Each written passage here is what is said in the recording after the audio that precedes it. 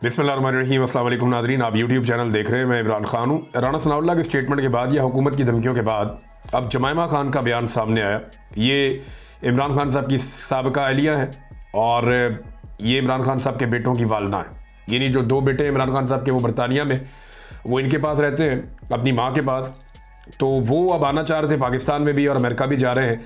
वो ख़ुद से आवाज़ उठाना शुरू हुए हैं अपने बाप की आज़ादी के लिए, और ये हर बेटे का हक होता है।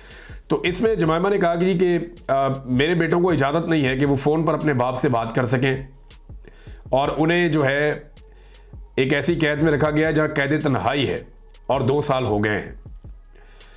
और पाकिस्तान की गवर्नमेंट ने अब ये कह दिया है कि अगर वो अपने बाप को मिलने के लिए जाएंगे, यानी मेरे बेटे अपने बाप को मिलने के लिए जाएंगे, तो उन्हें भी गिरफ्तार कर लिया जाएगा और उन्हें जेल में सुलाखों के पीछे डाल दिया जाएगा। ये किसी जमहूरियत में नहीं होता, या किसी चलती हुई रियासत के अंदर ये नहीं होता, फंक्शनिंग स्टेट के अंदर नहीं होता।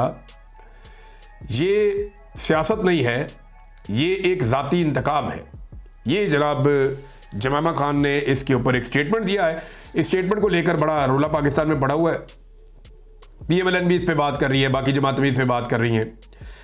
तो देखें, ये एक रियलिटी है कि इमरान खान साहब ने जमायमा को मुसलमान करके उनके साथ शादी की, और इमरान खान के बेटे जो है वो मुसलमान हैं। और वो यानी जो लोग यहाँ उन्हें मिलते हैं उन्हें पता है कि वो मुसलमान है।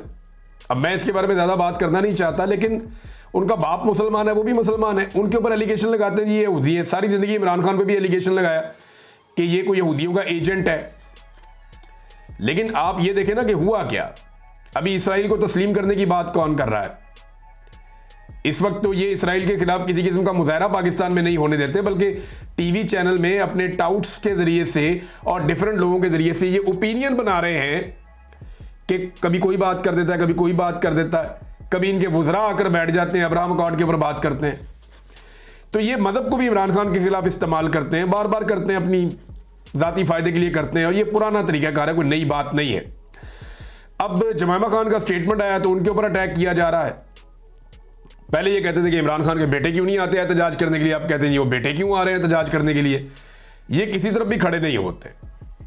राना सनाउल्लाह साहब ने एक रद्द-ए-अमल दिया है, और अब वो इंटरव्यूज़ देते हुए, क्योंकि राना साहब का आपको पता है कि जब भी तहरीक खड़ी होने लगती है तो राना साहब को फ्रंट पे लाया जाता है। राना साहब को इस बात की कोई फिक्र नहीं है कि लोग उनके बारे में क्या कहेंगे, या वो गैर डेमोक्रेटिक बात कर रहे हैं, गैर जमहूरी बात कर रहे हैं। वो फिर धमकियाँ लगाते हैं राना साहब आकर खुलकर। तो राना सनाउल्लाह साहब कह रहे हैं कि अगर कम लोग निकले ना तो बड़ा सख्त रद्द-ए-अमल हो सकता है। खैबर पख्तूनख्वा में तो लोग निकल के वो कह रहे हैं जी एहतजाज करेंगे, और वहाँ पे अपना जलसा जुलूस करके अपने घरों को जाएं।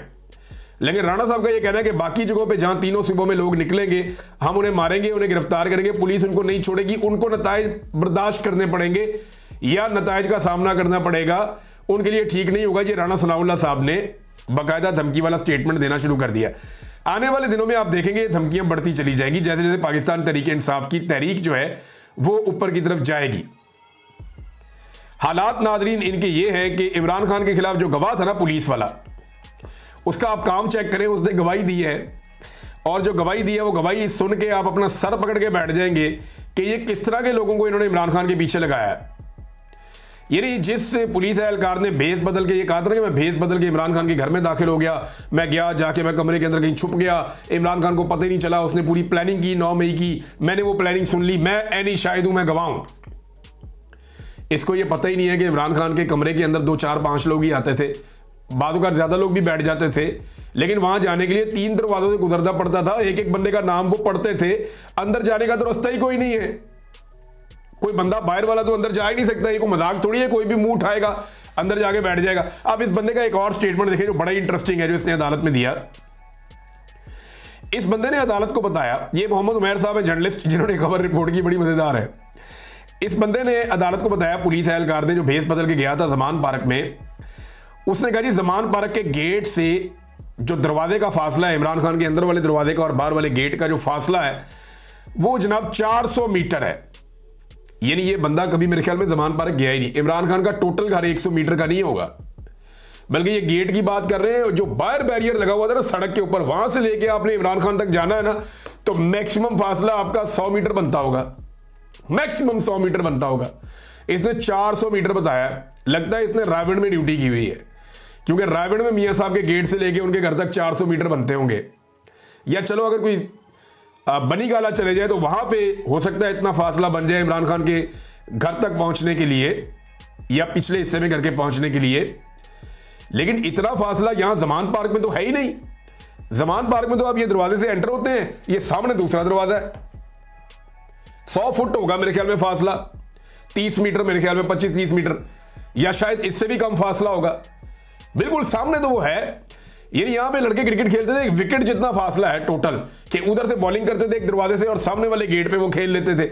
मैं वो देख रहा था क्रिकेट की वीडियोस, तो 22 मीटर की या 22 कदम की एक पिच होती है, तो भाई इतना ही फासला है। और अगर उसके बाहर आप देखें सड़क पे, तो वो बाहर भी इतनी जगह है, सारा मिला के बाहर मेन सड़क से बाहर वाले से लेके वहां से इमरान खान तक 100 मीटर होगा, या इसके थोड़ा ऊपर नीचे। तो ये जनाब इस तरह के बयानात हैं और इनके ऊपर अदालतें फैसले दे रही हैं, और फैसले भी इमरान खान के खिलाफ दे रही हैं। हैरत होती है मुझे।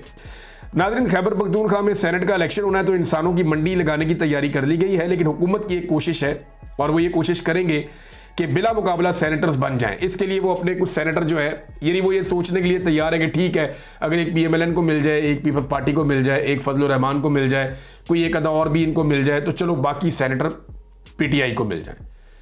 क्योंकि PTI को इस बात की समझ है कि यह मंडी लग गई तो मामला बड़ा खराब हो जाएगा। इमरान खान साहब बाहर है नहीं और पार्टी के ऊपर कंट्रोल की सूरत हाल उतनी अच्छी है नहीं, पूरी की पूरी एस्टेब्लिशमेंट जो है वो PTI के खिलाफ खड़ी है। तो अपोजिशन तो अब धमकाएगी और ज़्यादा सीटें लेने की कोशिश करेगी। देखते हैं, आने वाले दिनों में इसको रिपोर्ट करते हैं। वज़ीरिस्तान में नाज़रीन एक इंतहाई अफसोसनाक वाक़या पेश आया।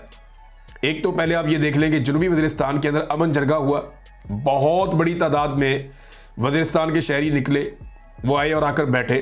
मुख्तलिफ इलाकों से वो आए, शुमाली वज़ीरिस्तान से, जनूबी वज़ीरिस्तान से, ये लोग बैठे और इन्होंने एक ही मुतालबा किया और एक ही बात की।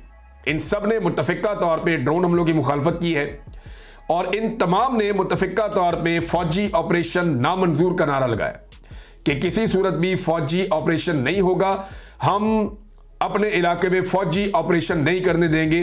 कोई एक आदमी भी आपको वहाँ नहीं मिलता जो कहता है कि फ़ौजी ऑपरेशन कर दो। वो सारे ये कहते हैं कि फ़ौजी ऑपरेशन के नाम के ऊपर हमारा कत्लेआम होता है, हमारा खून बह जाता है और दहशतगर्दी फिर भी ख़त्म नहीं होती। वो ये कहते हैं दहशतगर्दी आपने ख़त्म करनी है, कंट्रोल करना है तो बॉर्डर पे जाएं।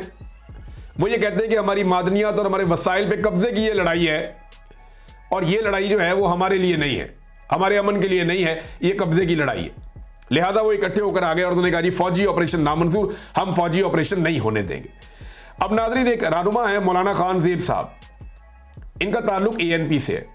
ये बड़ी मोतबर शख्सियत है बाजोड़ में और ये कंपेन कर रहे थे 13 जुलाई को एक अमन पासून जरगा के लिए कि वहाँ पे एक अमन पासून होगा और उसमें बहुत बड़ी तादाद में बाजोड़ में लोग निकलेंगे और 13 तारीख दी हुई थी एतवार का दिन। ये उसके लिए बड़ी एक्टिवली कंपेन कर रहे थे। इन्हें धमकाया भी जाता है ऐसे लोगों को बार बार, ये कहा जाता है कि आप ये ना करें और धमकियां इनको दोनों तरफ से आती हैं। अब ये अमन के लिए बात कर रहे थे, फौजी ऑपरेशन के खिलाफ बात कर रहे थे, ये अपने वसाइल के लिए बात कर रहे थे। तो मौलाना खान ज़ेब जो हैं, जिनके पास ओहदा भी है ANP का, ये अमन की आवाज़ समझे जाते थे उस इलाके में, बड़े मोतबर शख्स थे, इनको नामालूम अफराद ने कत्ल कर दिया वहाँ पे। जब ये कंपेन कर रहे थे, लोगों को इकट्ठा कर रहे थे, उन्हें ये कह रहे थे कि आपने आना है जरगे में, आपने आना है, आपने अमन के लिए इकट्ठे होना है।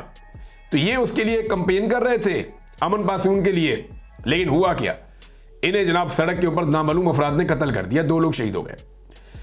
अब इसके बाद बड़ा सख्त रद्द-ए-अमल आ रहा है और इसमें रियासत के खिलाफ FIR दर्ज करवाने का कहा है एमल वली खान ने।